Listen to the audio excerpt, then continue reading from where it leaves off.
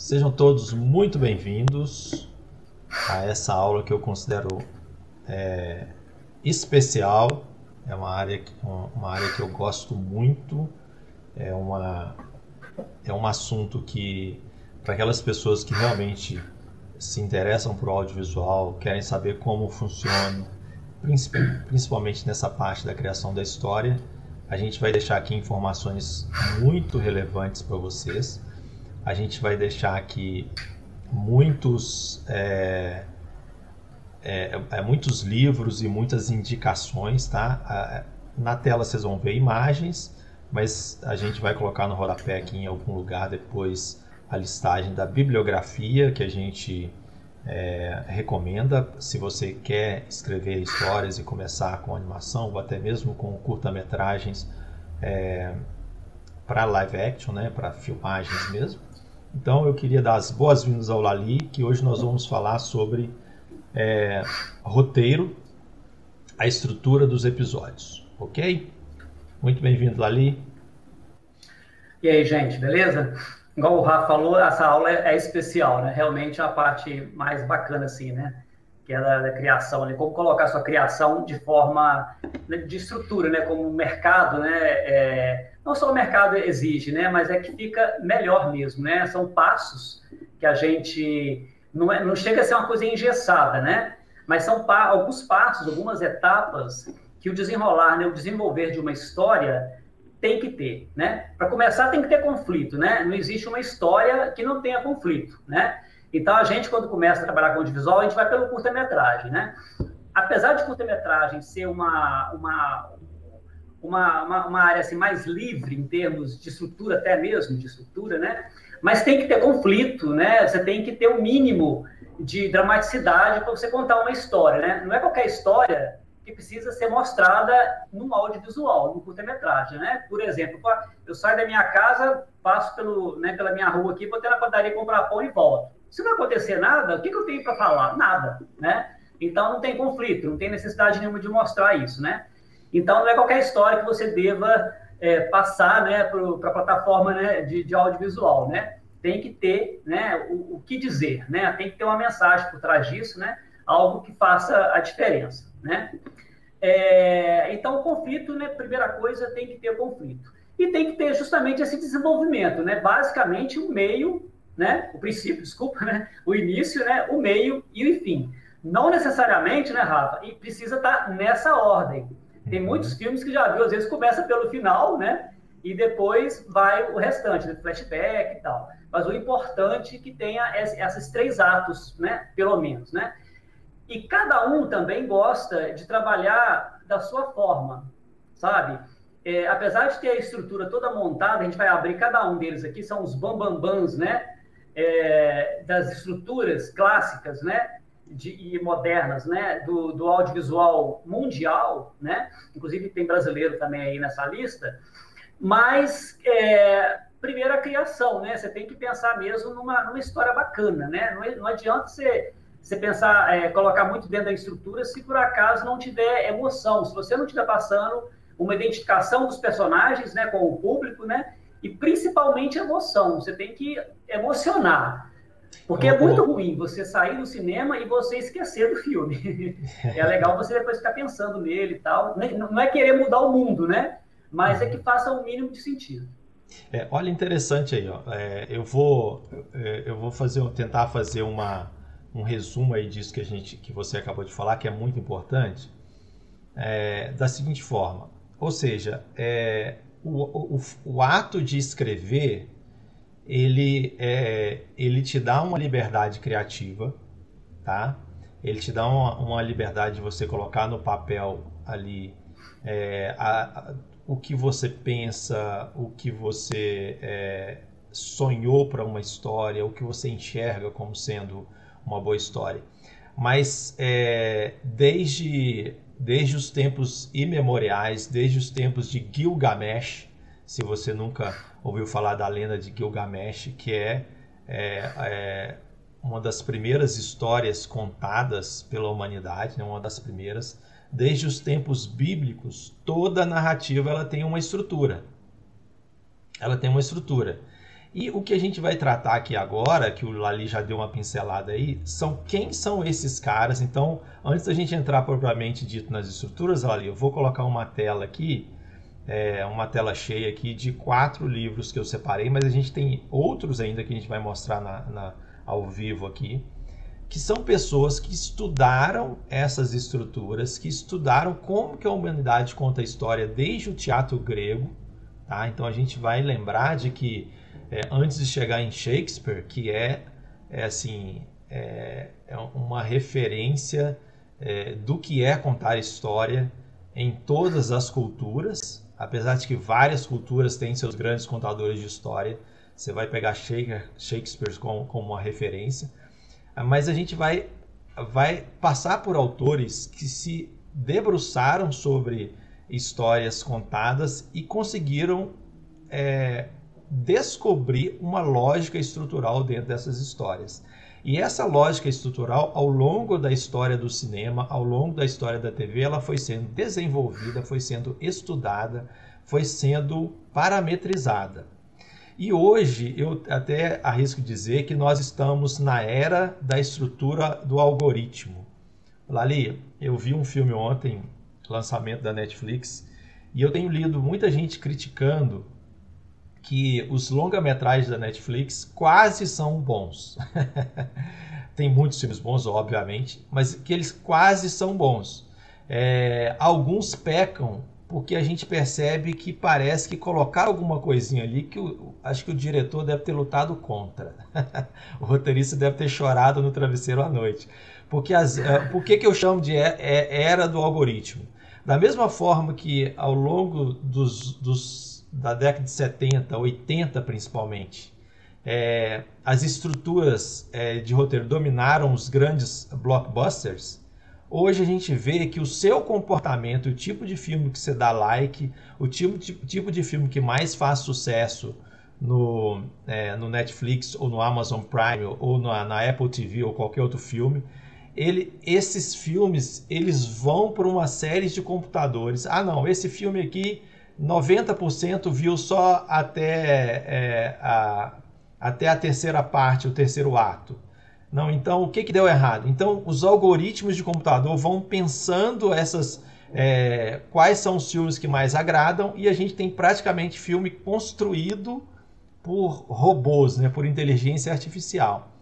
Mas nós vamos falar aqui dessas estruturas humanas, né? As estruturas humanas. O que esses caras estudaram e como que eles apresentaram para a gente em livros que estão disponíveis para todo mundo, para que você possa pensar a sua estrutura.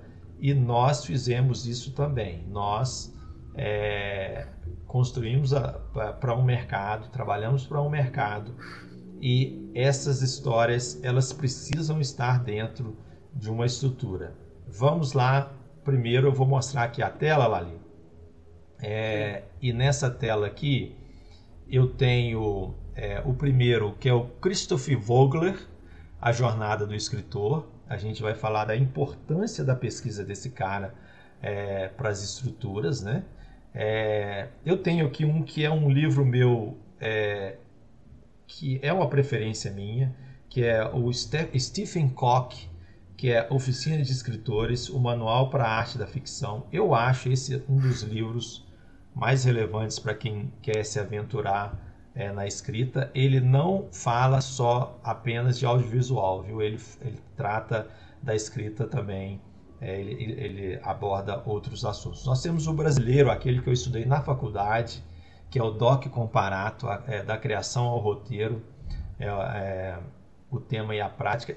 Esse é o autor mais respeitado do Brasil, mais vendido do Brasil, talvez um dos primeiros a se debruçar sobre essa questão do roteiro profissionalmente como estrutura. Então todo mundo que estudou roteiro em algum momento é uma leitura obrigatória.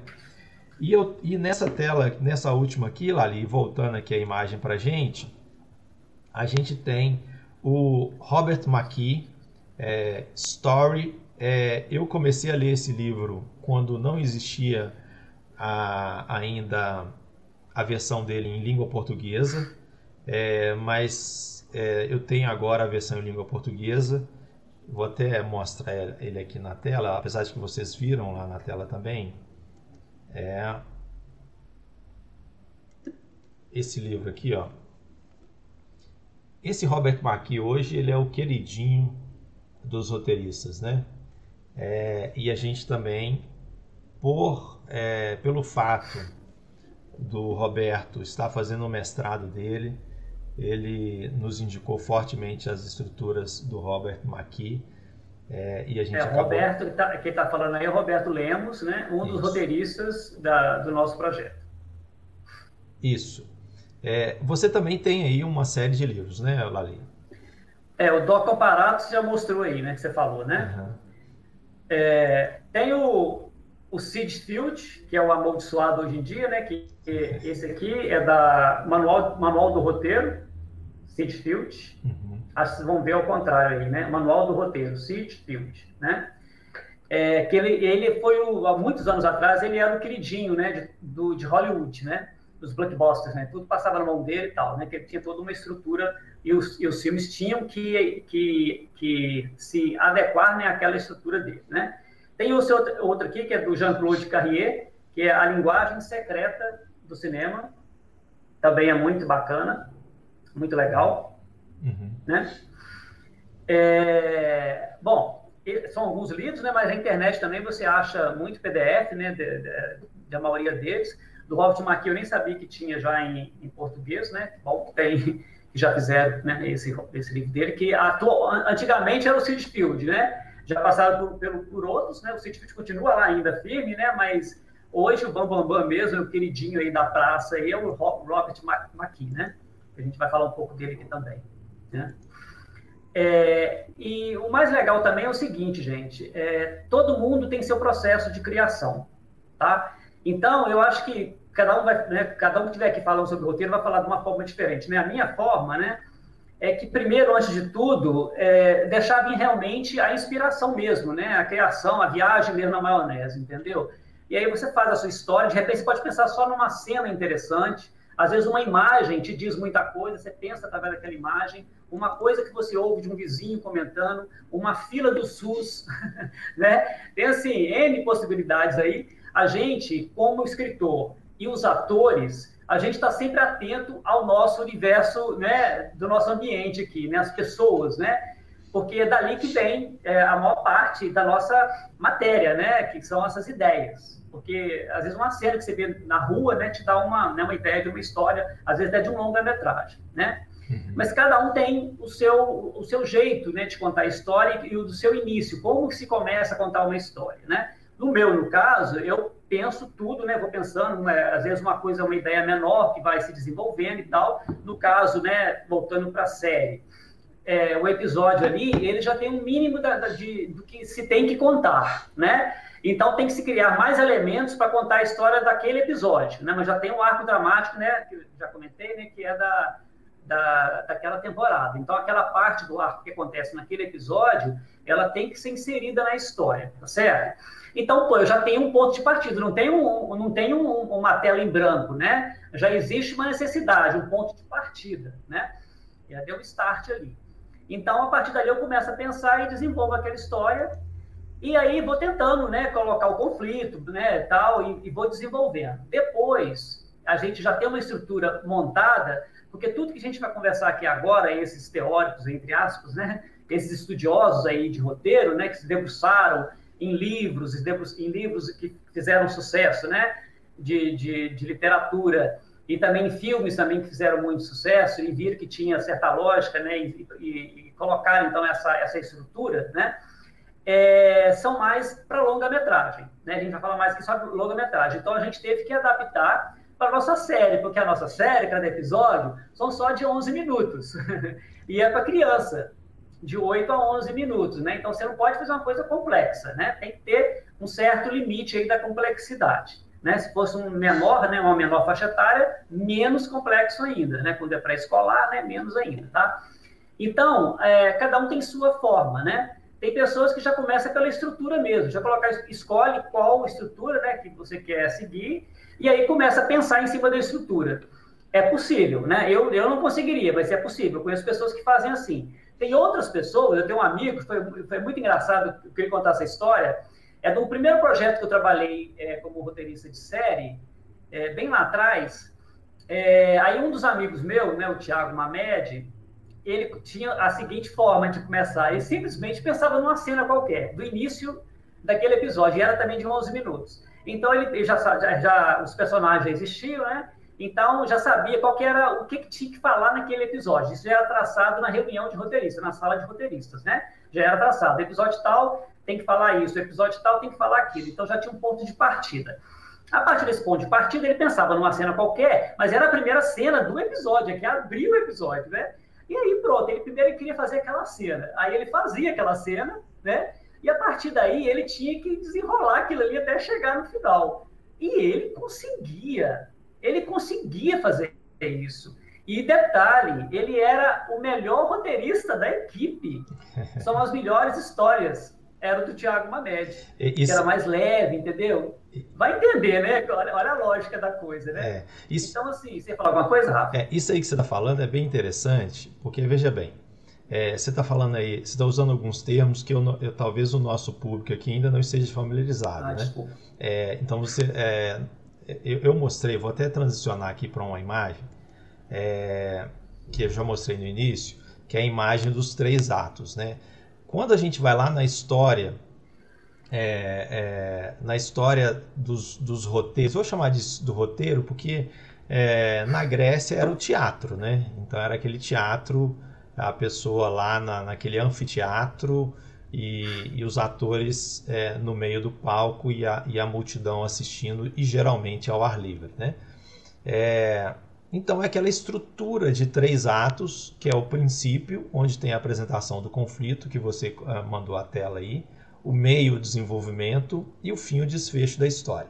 Então vamos imaginar que a gente pegue essa ideia de 3 atos e distribua isso em 13 episódios de uma série igual a nossa, por exemplo. Tá? Eu nem sei se eu estou avançando aí, Lali, mas eu estou tentando aqui organizar aquilo que você já falou. Então, o que acontece? Isso que o Lali está falando é o seguinte, não existe história sem conflito, então qual que é o conflito? Qual que é o conflito da nossa história? Qual que é o problema?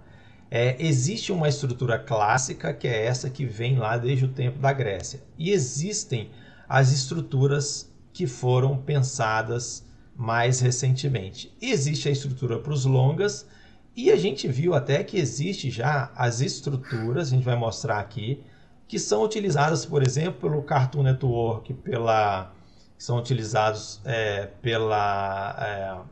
me fugiu, Nickelodeon, pelas séries animadas de hoje em dia. Pelas séries, por exemplo, tem a estrutura de uma série, por exemplo, como 24 Horas. Você lembra daquela série que estrondoso sucesso fez 24 Horas, né?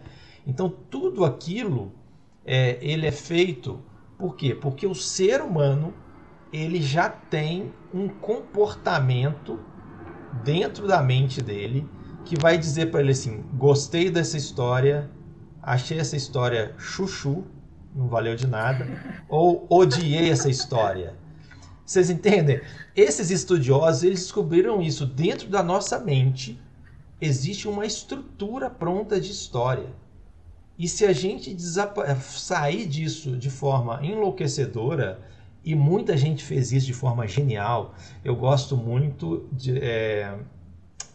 Você viu Dunkirk, Lali? Não.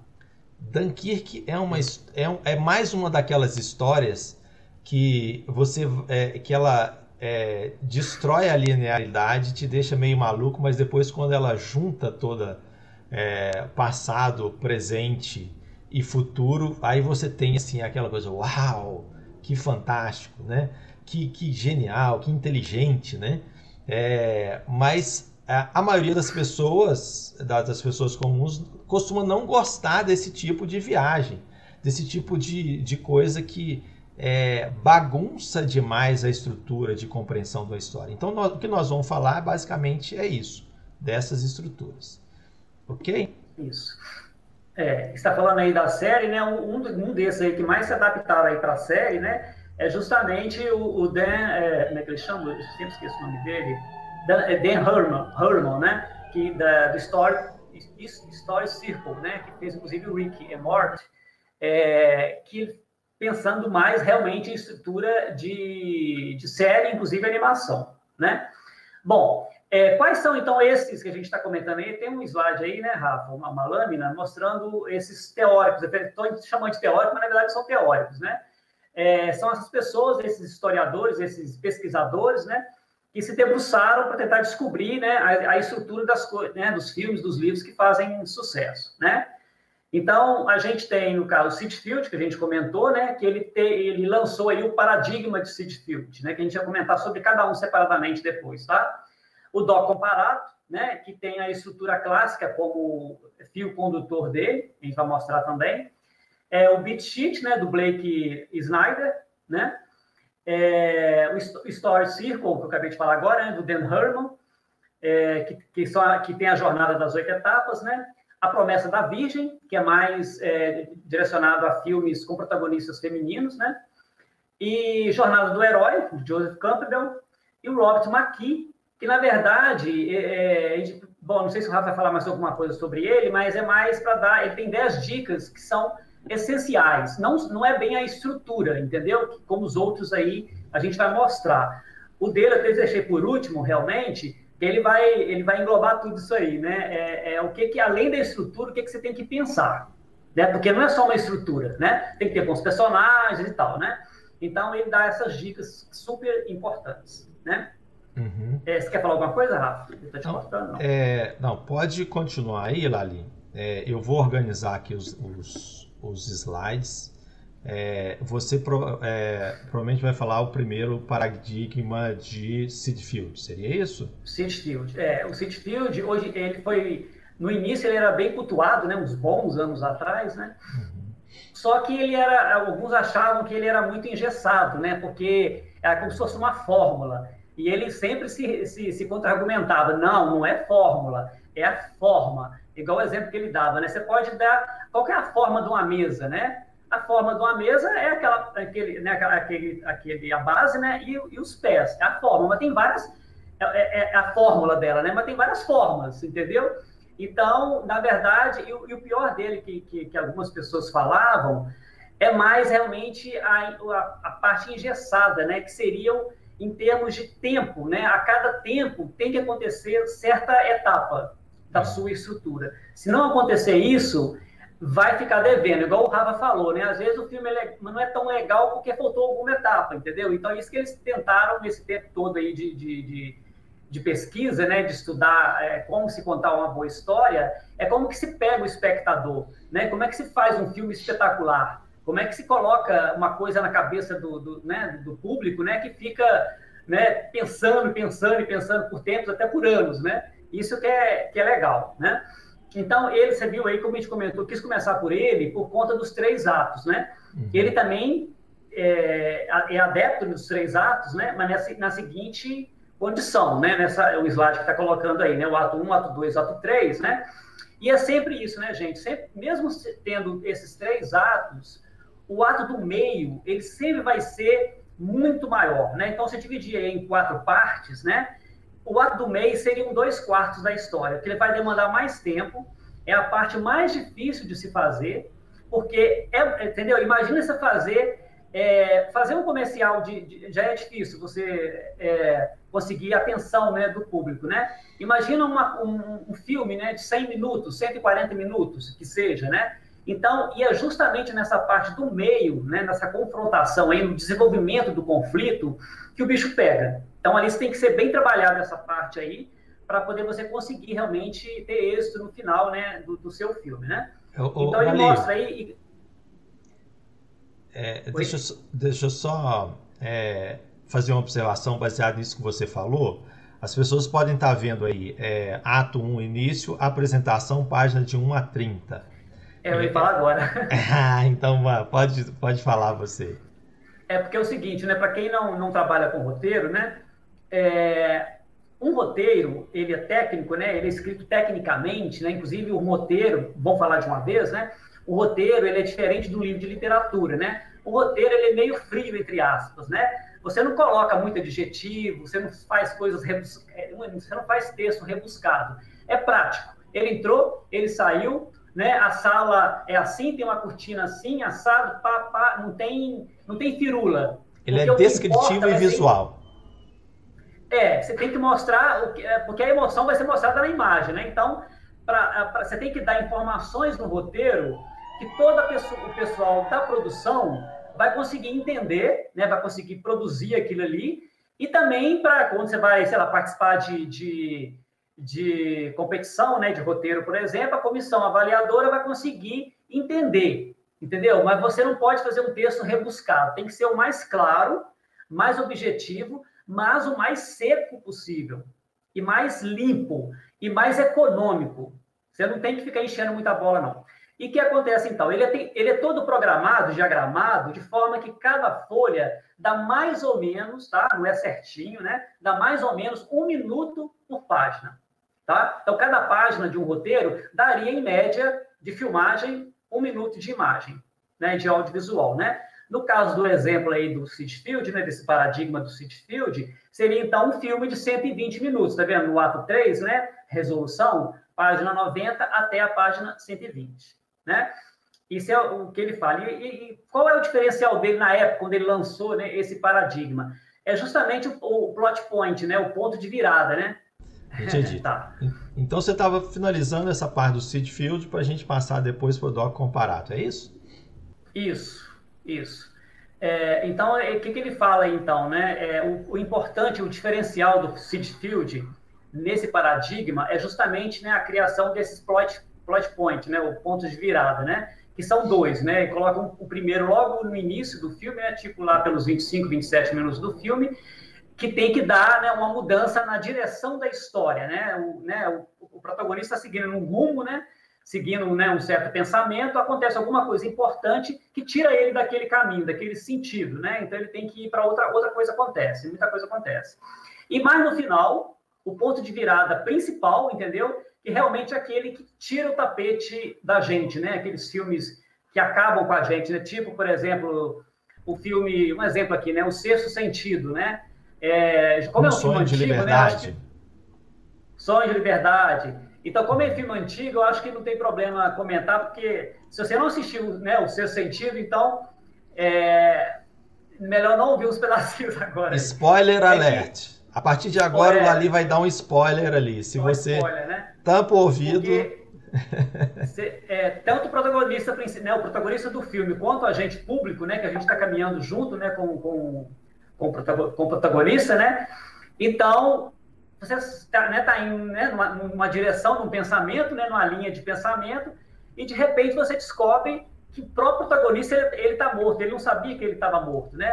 E a gente não sabia disso, né? A gente se pega desprevenido, né? E fica naquela coisa, nossa senhora, não, eu acho que o diretor e o roteirista erraram aí, tem algum furo aí, eu lembro que eu vi ele conversando com a mãe do menino e tal, né? Você lembra de uma cena lá atrás? Aí você vai pegar o filme depois para assistir, e realmente não tem essa conversa. Ele que fala, a mulher não conversa. Então, assim, ele, né, não dá para realmente sacar. Então, não foi erro nenhum de roteiro. Foi uma jogada muito bacana, que é o tal do plot, né, do ponto de virada final, né? Que é aquela coisa que tira, né, o tapete dos pés do espectador e do protagonista, né? Então, Lali, isso é muito importante. Eu fiz uma pesquisa rapidinho aqui na internet. Eles chamam também de plot twists na internet, mas na teoria aqui do coisa é plot point mesmo, nos livros do... e para nós brasileiros, ponto de virada mesmo, né? E eu achei uma lista de seis filmes com plot twists incríveis e inesperados do cinema. E eu concordo com essa lista muito, muito bem. O primeiro é Os Suspeitos. Se você não viu Os Suspeitos, de 1995, de Bryan Singer, é um dos plot twists, uns plot points mais impressionantes que você tem, daquele que você fica com o queixo caído. Clube da Luta, É um que tem isso que é Nossa, fantástico. fantástico, que é aquela que em inglês é mind blowing, né? Que você deixa a sua mente assim, a sua mente derrete. Amnésia, você viu Amnésia? Muito bom, em inglês é Muito Memento legal. É o do e Christopher Nolan, né? Do Memento Christopher Nolan. 2001. Esse Nolan que eu acabei de falar, né, do Dunkirk, ele gosta de confundir a gente. Ele gosta de.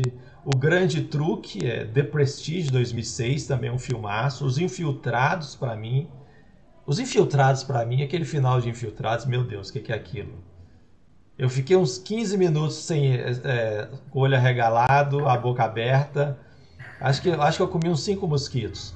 E A Ilha do Medo, que é um filme que nem todo mundo gosta, mas eu amo, é A Ilha do Medo também. Ele tá aí nessa lista de finais inesperados. Aqui ele não falou também de Sonho de Liberdade, não falou que os dois exemplos que a gente deu, mas são incríveis também. É.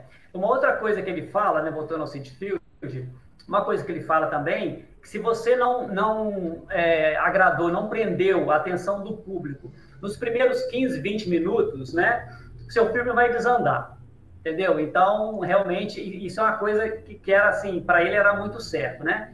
Aí eu gosto de citar um exemplo, nessa época, estava passando, né, o Dogville, né, da Nicole Kidman, com a Nicole Kidman, né, o personagem dela chamava Grace, que era do Lars von Trier, que é um dos caras que lançou, né, o Manifesto Dogma 95, né, lá atrás, né, na década de 90, evidentemente, né? E esse cara fez filmes realmente muito bacanas. Um deles é esse Dogville, né, com a Nicole Kidman.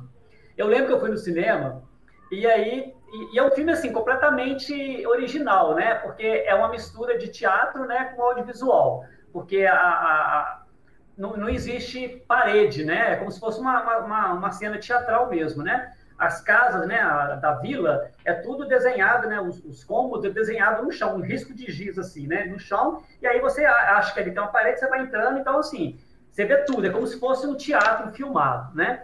Aí, quando eu comecei a assistir o filme, eu disse, mas que pretensão desse cara, né, desse Lars von Trier, só porque ele fez Manifesto Dogma 95, né? Eu já estava assim, sabe?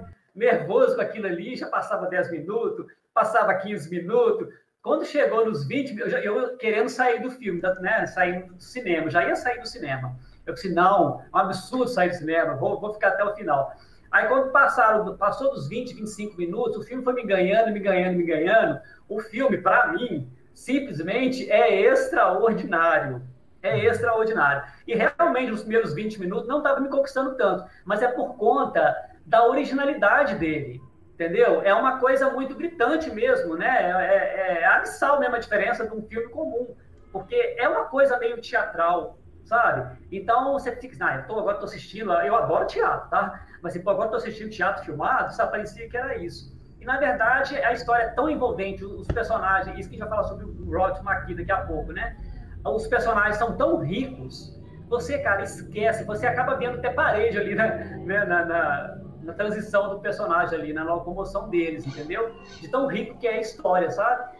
Então, é meio contraditório, né? O que o Sitfield, né, comenta aí. Bom, mas aí esse é o paradigma do Sitfield, né? É isso aí que ele coloca. Então, vai muito em cima também das páginas, né? Ele é meio engessado, assim, nesse sentido, tá certo?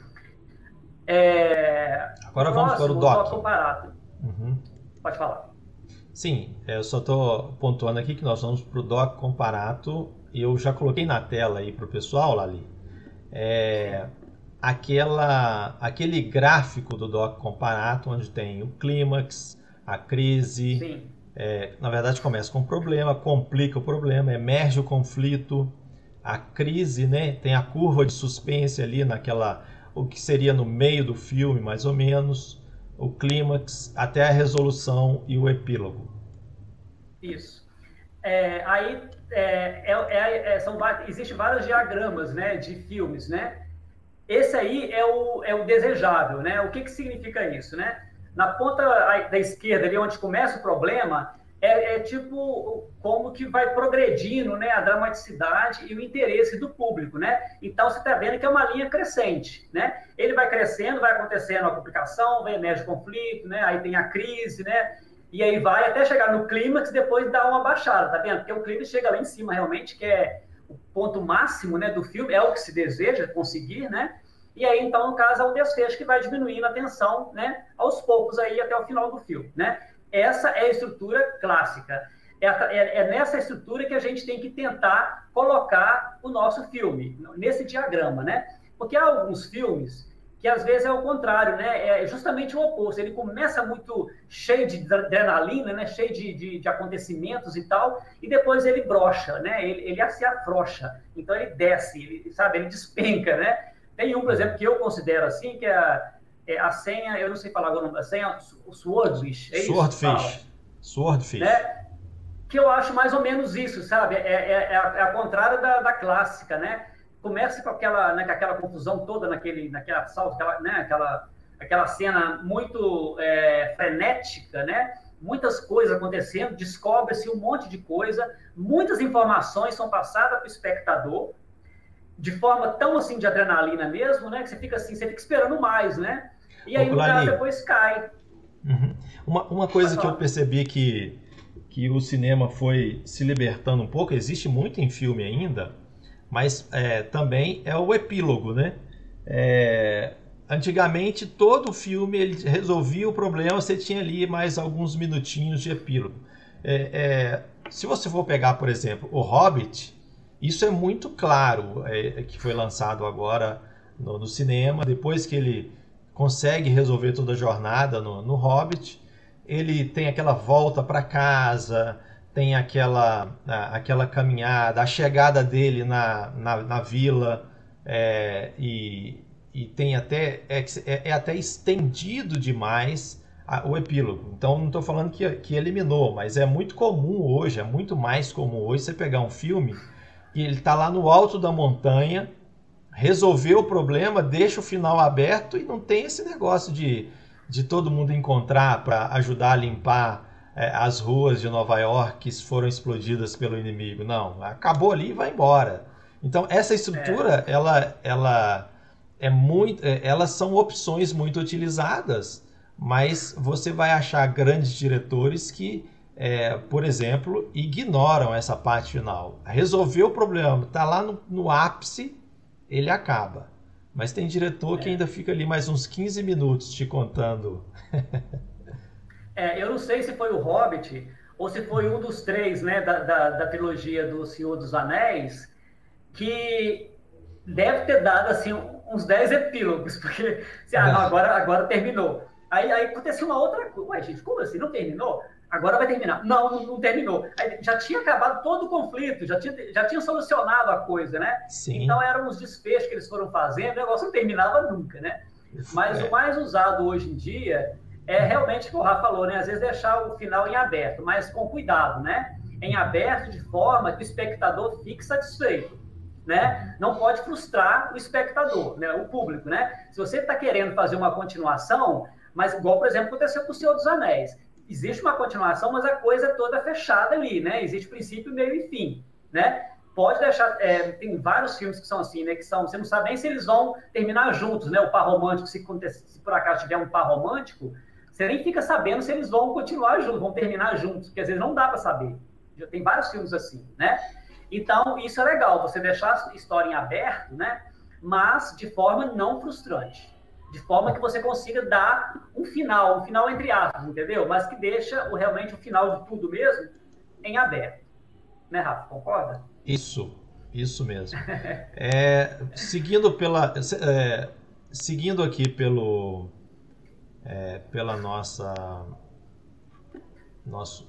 agora seria o beat sheet do Blake, correto? O beat sheet, né, do Blake Snyder. O Blake Snyder também, ele tem, né, esse lance como é que chama? Da minutagem, né? Ele é bem, não vou dizer duro não, né? Mas ele tá mais, como o próprio City Field que a gente mostrou, né, anteriormente, ele também traça minutagens para o seu, né, para as suas etapas, Mas antes de falar das etapas do Blake Snyder, o livro dele que chama Salve o Gato, né? Save the Cat, que é uma coisa que ele viu em alguns filmes que ele acha legal, que é justamente o lance de salvar o gato, que é uma analogia àquela personagem, né, da Sigourney Weaver no filme Alien, a Ripley, né? Quando ela salva o gato, um gato, né, que está com problema logo no início do filme, né? Então, assim, não tem nada a ver com a história, né? Mas ela vai lá e salva o gato. Então, é aquela coisa de dar uma certa proximidade, né? Uma identificação com o personagem, né? O personagem, o herói, no caso, né? Então, ele é meio conhecido por isso, né? Então, o que ele fala, então, né? O Blake Snyder, nessa... Deixa eu pegar ele aqui também, que de cabeça, assim... Eu vou, enquanto você está procurando aí, ele tem aqui, o pessoal já está vendo a imagem,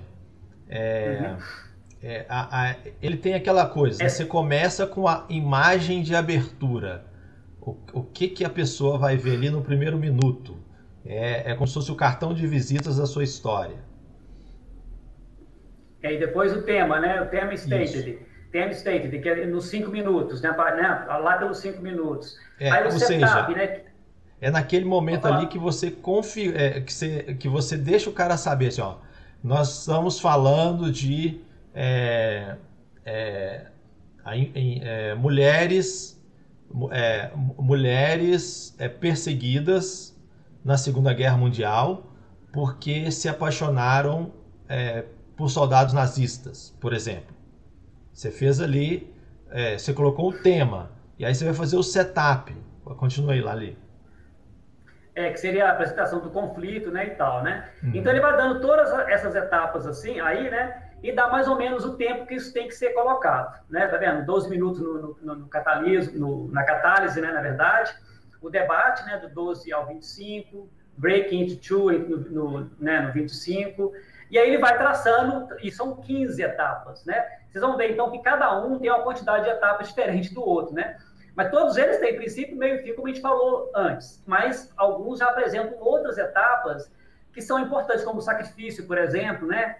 Que nem todo filme que se coloca, né? Aí ele vai citando cada um deles aí.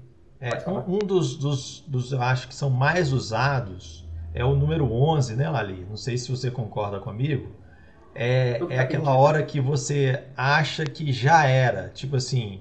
Não tem solução para essa bagaça. O cara dançou, o cara morreu. Eu vi um curta-metragem ontem que chega ao ponto do cara estar caído, aí 5 zumbis pulam em cima dele e a boca dos zumbis engolem a câmera, assim, ó. Então fica tudo preto, assim, ó, como se a boca fizesse... Então fica tudo preto, é como se você já olhasse até a garganta do bicho. Aí que você pensa, aí dá uma tela preta, você pensa, acabou, já era, o cara dançou, comeu ele, não tem o que fazer, é impossível salvar esse cara. Aí de repente corta, sai do preto, tem uma explosão, um fogo, e aí o cara tem uma tábua de salvação. E mesmo assim, quando ele chega nesse ponto aí, já sofreu horrores, né? Já passou por um monte de provação aí, mas é aquela provação assim, aquela que vai acabar mesmo com ele. Bom, depois dessa provação acabou, gente. Vamos embora para casa, esse herói aí morreu, né? Não vai ter condição de fazer mais nada, né? Então ele tem que renascer das cinzas, né? Aquela coisa mesmo, e às vezes com um aliado, né? Alguma coisa que vai chegar até ele para ajudá-lo, entendeu?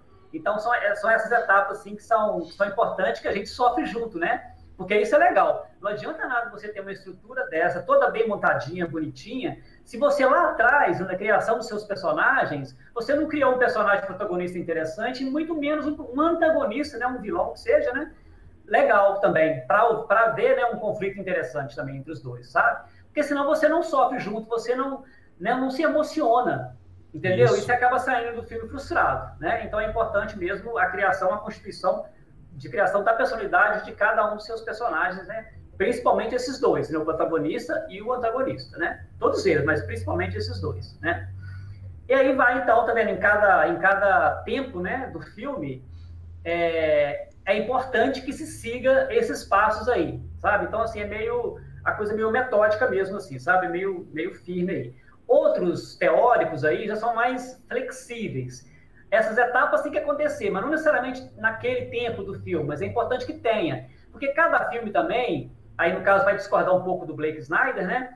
Cada filme ele vai ter seu momento, né? Ele vai ter cada etapa, dependendo do tipo do filme, ele precisa de mais tempo para desenvolver sem ficar chato, sem encher linguiça. Porque é muito importante.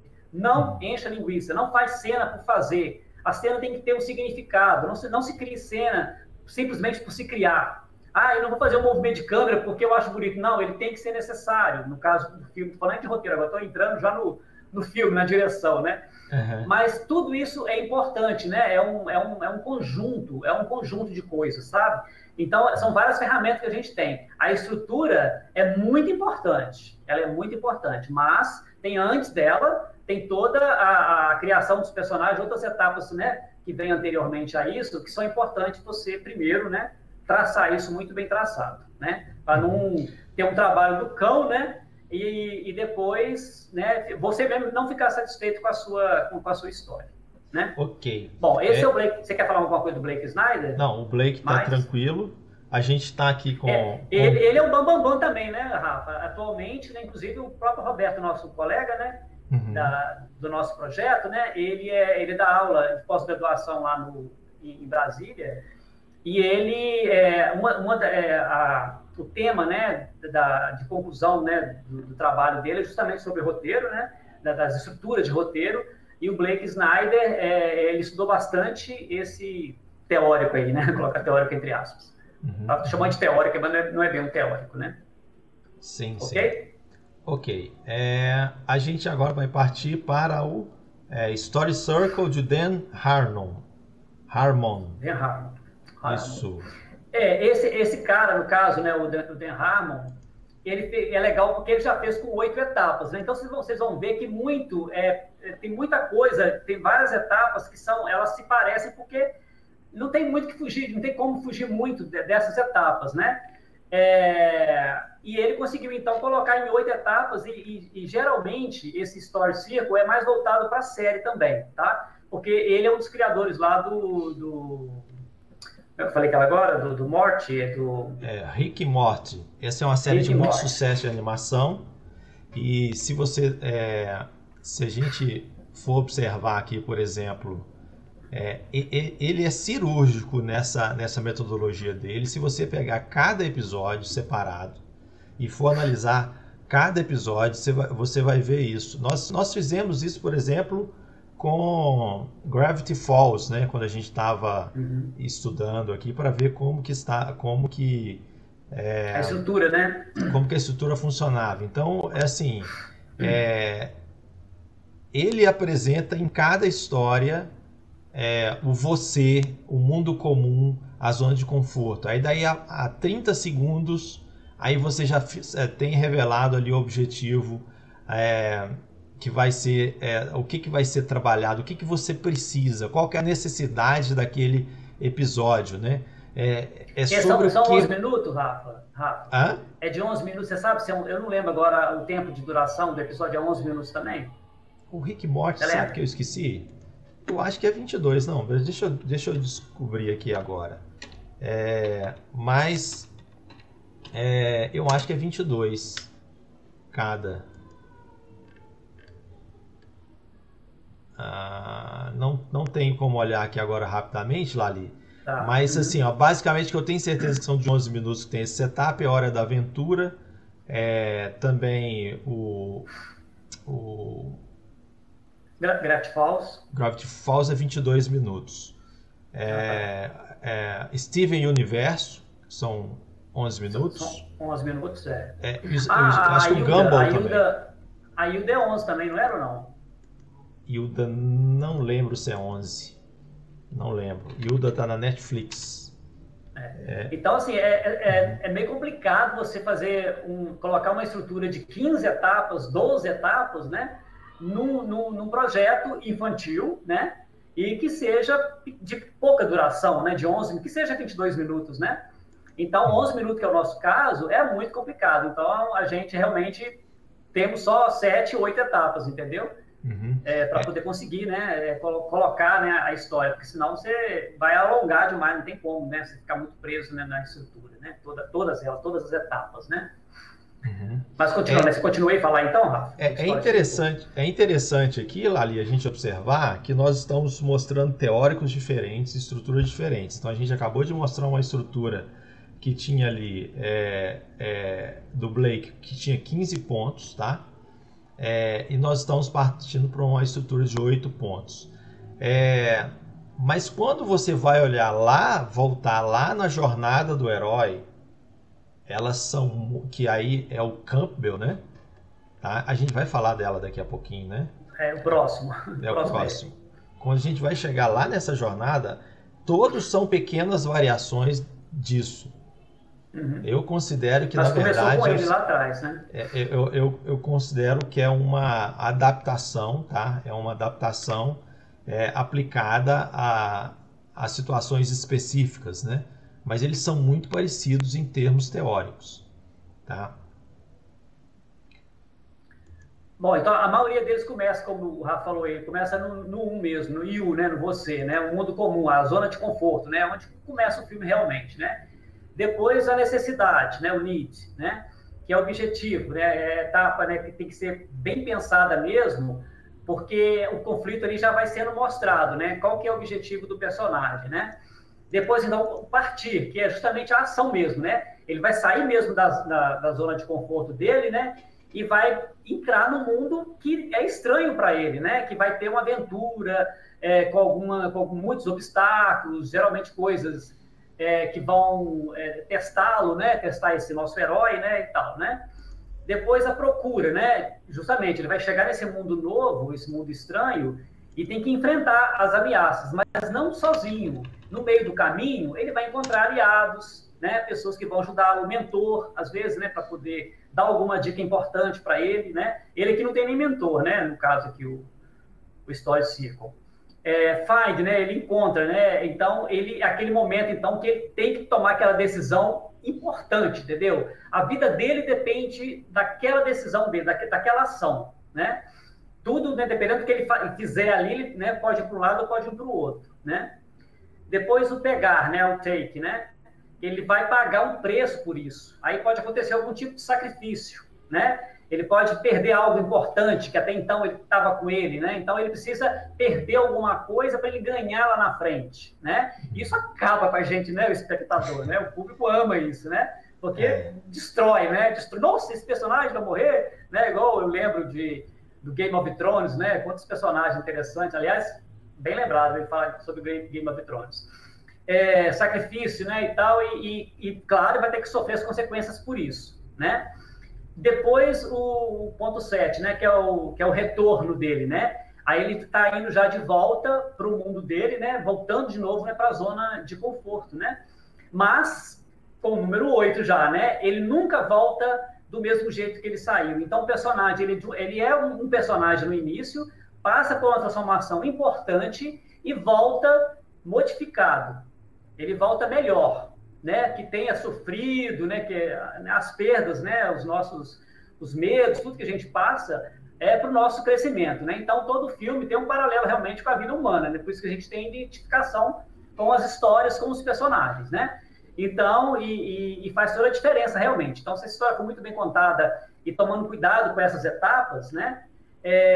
Tudo tem para dar certo, né, e para ganhar. Mas os personagens têm que ser bem criados, certo? Okay. Quer falar alguma coisa do Story Circle? Não. Por causa do nosso tempo, a gente pode pular para o Joseph Campbell, que é a jornada do herói.